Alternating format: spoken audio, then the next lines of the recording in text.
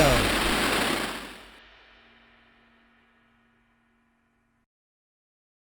Hey everybody, welcome to the Masters Fantasy Show, brought to you by mastersfantasyfootballleagues.com. As always, I got the Masters crew with me, ready to talk some redraft football. You guys ready? Let's do it. Yes. Good stuff, man. Right before we jump into it, if you could, hit the like and subscribe button. Come be a part of the Masters family. Going through the latest redraft we had. We're going round by round, giving you guys our least favorite picks.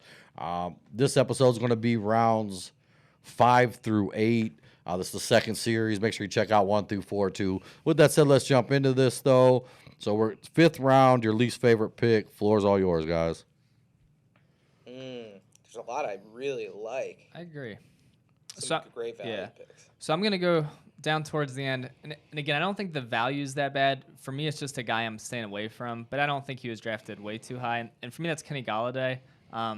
Just don't really love the new landing spot in New York. Don't love the Daniel Jones, playing quarterback, throwing him the ball. And also just the influx of weapons around them.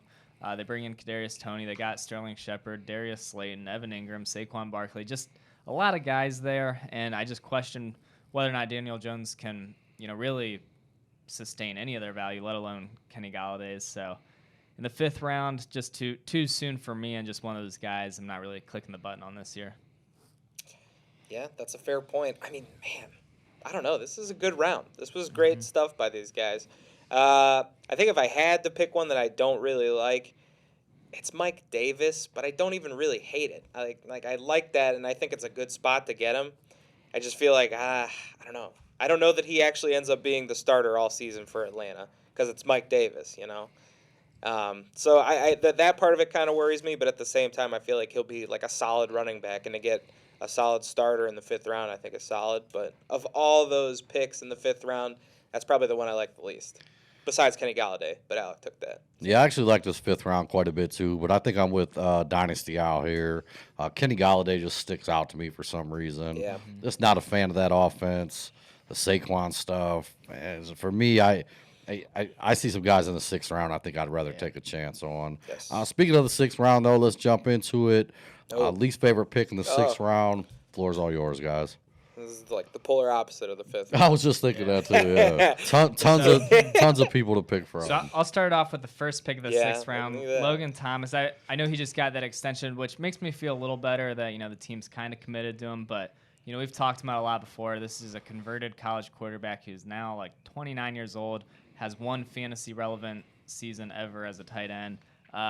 I know Robert Tonyan's kind of has a similar lack of history, but he's a guy I'd rather have. He's also not 30. Right. Yeah, agreed. And I'm sure there's some other tight ends going later, and just players overall. I don't know. I'm not taking Logan Thomas in the 6th round, especially start of the 6th round.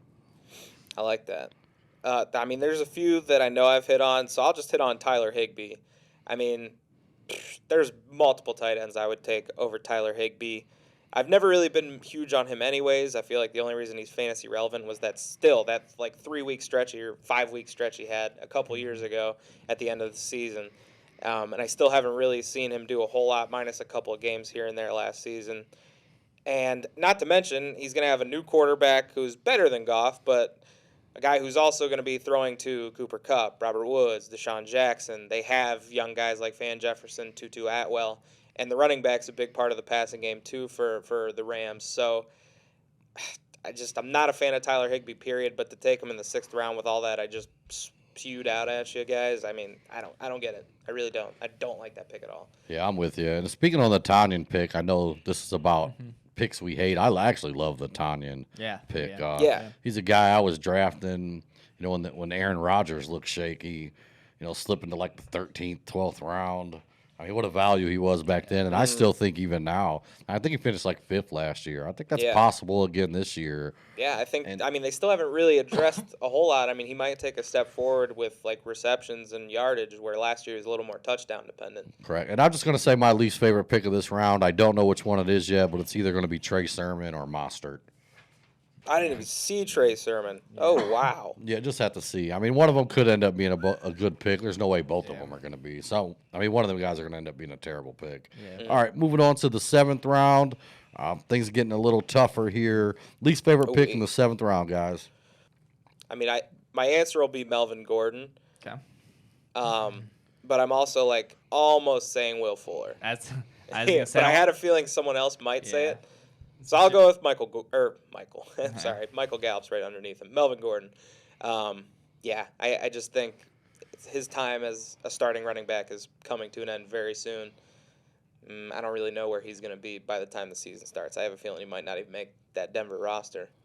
Yeah, I think Melvin Gordon's a cut/trade candidate, which in a way I think could actually help his value. Yes, but not that's to, true. When not he goes to Atlanta right, and takes Mike or Davis' Miami, spot. yeah. I was just thinking the Rams. Yeah, or the Rams. Yeah, Yeah. There's some places Melvin Gordon could go that I think would be better. Anyway, the doc mentioned Will Fuller, which surprised me because huge Notre Dame guy over there. But It's a lot of mouths to feed yeah, Miami. Which, you guys know Will Fuller starting the year on a suspension. I think it's just one game. So Yeah. not a huge red flag there. But then, I mean, Tua's at quarterback. I don't have a ton of faith in him quite yet. And then on top of that, I mean, they draft Jalen Waddle. They got Devontae Parker. They've got, Preston Williams, a couple other guys, Mike Gesicki. yeah. So there's guys in that offense. Gaskin's going to eat a lot of targets.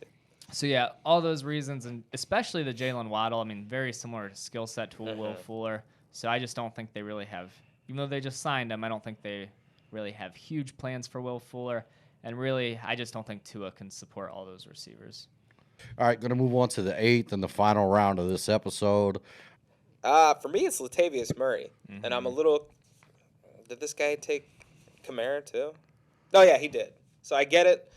But even then, I feel like it's a little early to handcuff with Latavius Murray because there's a lot of other running backs that are still available that will almost certainly do more than Latavius Murray. He's so old, too. Not that it matters for redraft. just He's been around forever. Yeah. And they just signed another old back. I think it was Devontae Freeman. It was Freeman. Yeah. But, yeah. Freeman did. could honestly overtake Latavius Yeah. Murray's role as the backup. So, not that I want Freeman either, but, yeah, definitely not handcuffing with Latavius Murray in the 8th round. A little early to handcuff, I'd say. Yeah, especially for that caliber of a replacement back. Yeah. Yeah, and I mean, the one convenience you had, or the one luxury, was if Kamara went down, it was Murray's job. Right. Yeah. And I don't think that's the case anymore Yeah, now it's with probably gonna Freeman. be- I mean, it's up in the air anyway, Right. at least. Yeah. All right, guys, that's going to wrap up this edition. As always, thanks so much for watching. If you could, hit the like and subscribe button. Come be a part of the Masters family. Also, coming out tomorrow, should be doing rounds 9 through 12. Make sure you take a look at that. As always, thanks so much for watching. Any last words, guys? Thanks for listening. Yeah, thank you. Boom.